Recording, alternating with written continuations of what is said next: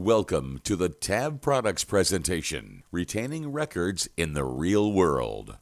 This month, we'll discuss some of the popular myths, misconceptions, and assumptions about records retention.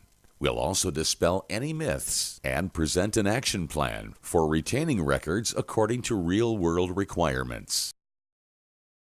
Identifying and applying records retention periods can be one of the most important decisions underlying any effective records management program. A well-developed records retention schedule can help a records management program support business process, comply with laws, and save money all at the same time.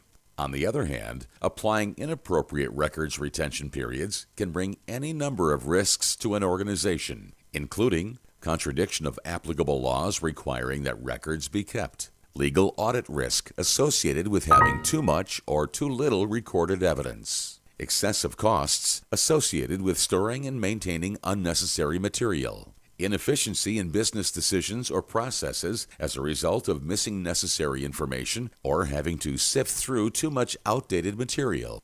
These risks are heightened by all of the misconceptions that are attached to the concept of records retention. This presentation addresses some of those misconceptions. The records of any one business organization can be subject to a wide range of requirements. Records retention is a complex topic with much room for confusion. This has led to many misconceptions, false assumptions, and sweeping generalizations about how long an organization has to retain its records. Here are just 4 examples of the records retention misconceptions that we hear across different sectors. Let's look at each misconception in detail.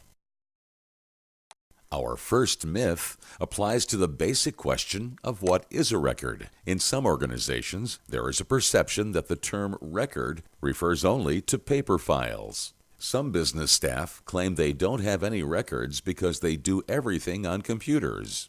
When it comes time to apply corporate records retention schedules, electronic documents such as emails, spreadsheets, and word processing documents can be completely overlooked.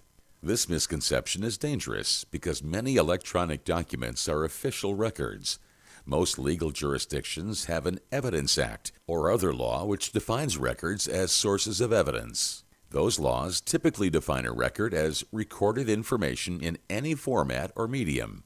In other words, a record can be created in paper, electronic, or any other form. Some laws also provide a detailed definition of an electronic record. Many of the items stored on your organization's networks, hard drives, and other devices will meet these same definitions. Courts generally prefer that recorded evidence be produced in its original format. But what do we mean by original format? The key is to think about the moment of record's creation. Any record is created during a transaction. Did the transaction occur in the paper world or the electronic world?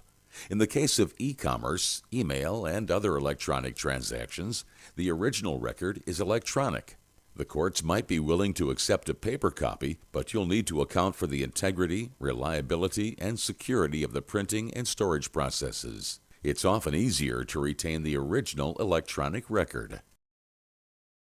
So how do we go about identifying and applying retention requirements in a world where paper and electronic records coexist and overlap? A critical first step is to establish a corporate policy defining official records. What does your organization consider to be an official record for purposes of meeting retention requirements? Be sure to specify that records can be created and retained in either paper or electronic form. Next, apply that definition to records of your organization's business functions.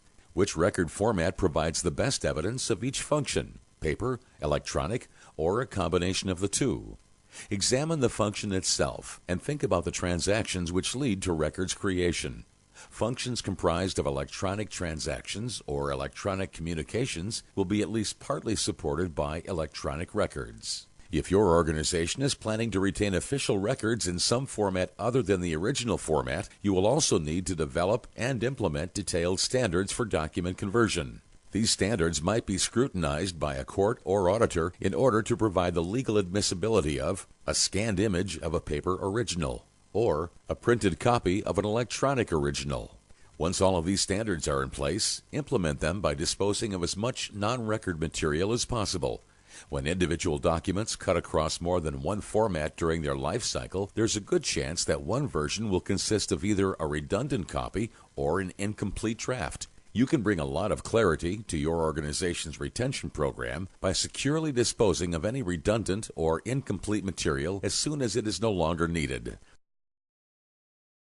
This ends part 1 of 4 of records retention in the real world.